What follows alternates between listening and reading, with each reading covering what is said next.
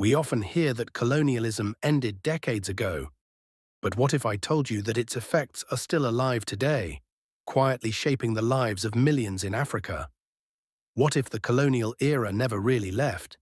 In this video, we'll explore the hidden ways colonialism continues to control Africa and why its grip is harder to shake than we think. Africa, a continent of immense beauty, history, and potential, has a complex past.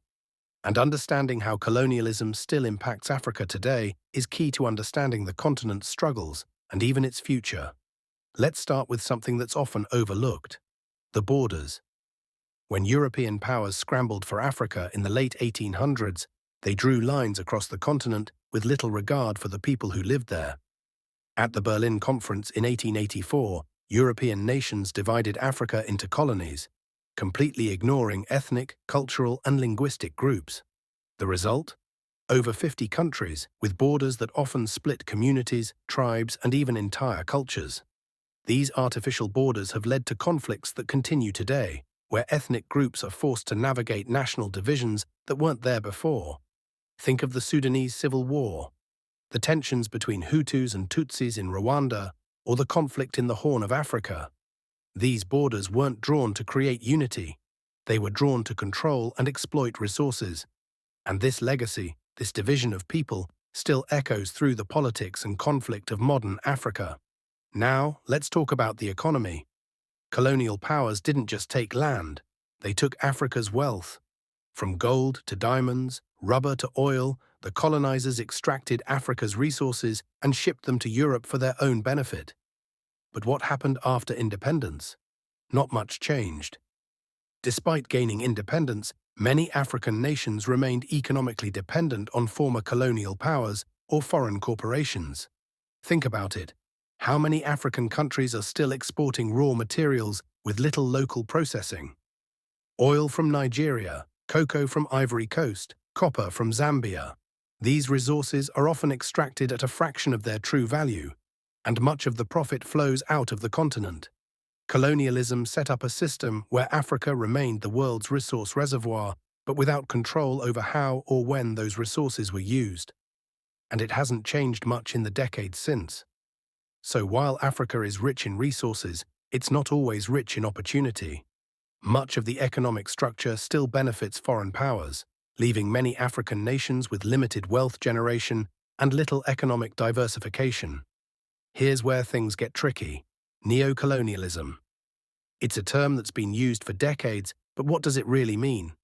Neocolonialism refers to the continued influence of former colonial powers on a country's politics, economy, and culture without direct control. Even after independence, many African countries continued to face political pressure from former colonizers. This came in the form of financial aid, military intervention, trade agreements, and even democracy promotion. These agreements may seem like partnerships, but in reality, they often leave African nations at the mercy of foreign interests.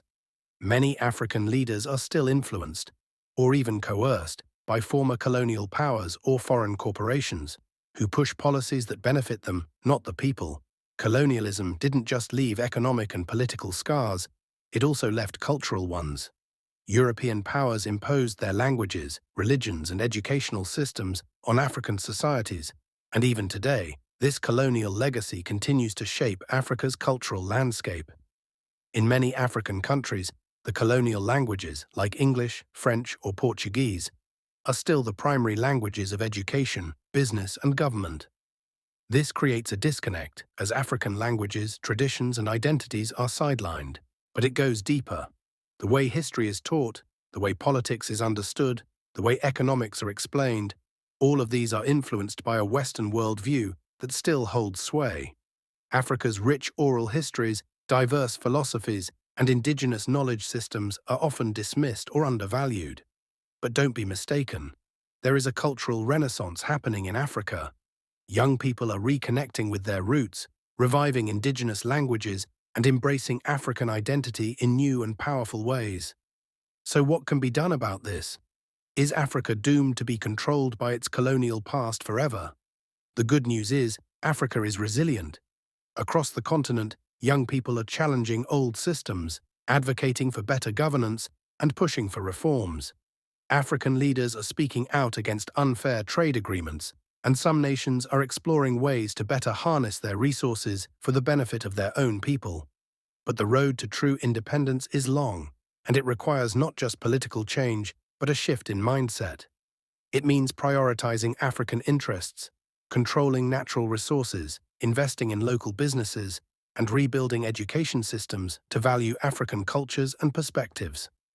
The legacy of colonialism is a heavy burden, but it's not insurmountable. The story of Africa is still being written, and the power to shape that future lies not just in the hands of African governments, but in the global community too. Thanks for watching this documentary on how colonialism continues to shape Africa's present. If you found this video informative, make sure to like, comment, and subscribe for more content that explores important global issues. Share this video to help raise awareness and join the conversation by leaving your thoughts below. How do you think we can move forward in dismantling these legacies? Stay tuned for more, and remember, history is not just in the past, it's in the present, and it's up to us to shape the future.